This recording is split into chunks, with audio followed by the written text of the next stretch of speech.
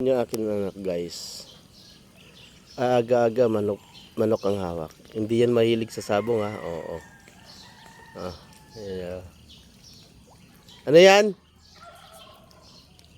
Ha? Ano yan? Bakit ang aga-aga bitbit ka ng manok? Ha? Ano naman yan? Magsasabong ka yata eh. Ha? Isasabong mo yan, ilapag mo nga. Dugaan na siya eh. Pinky. Pinky, dito ka. Dito, dali. Pinky.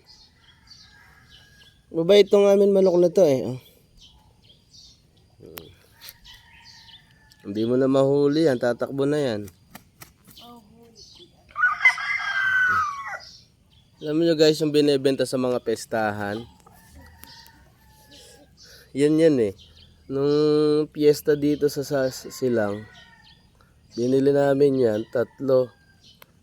Namatay yung 2, natira yung kay Rain.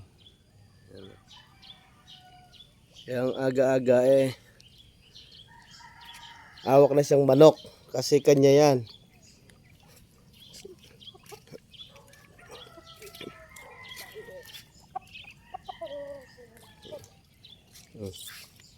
Iuwi mo na dun.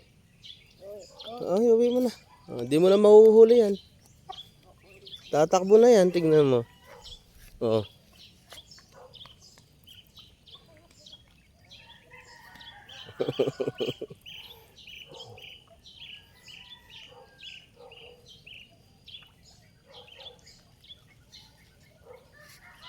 Hindi sa bungero yan ha.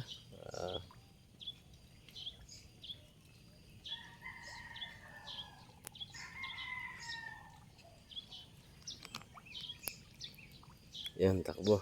Inuwi na niya. Hilig niya yung manok. Ginagawa niyang pet.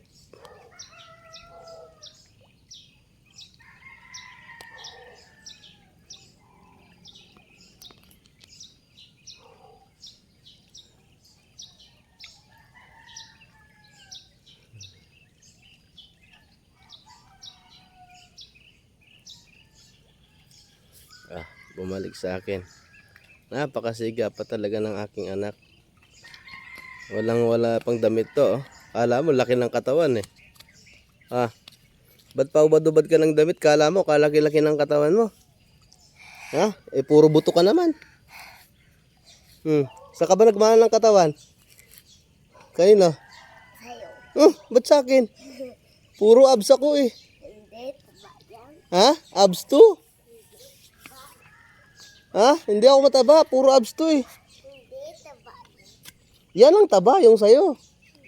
Tignan mo abs ko. Laki oh. Hindi. Ano yan?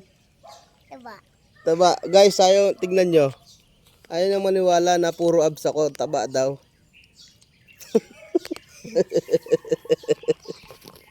Loko-loko tong aking bunso eh.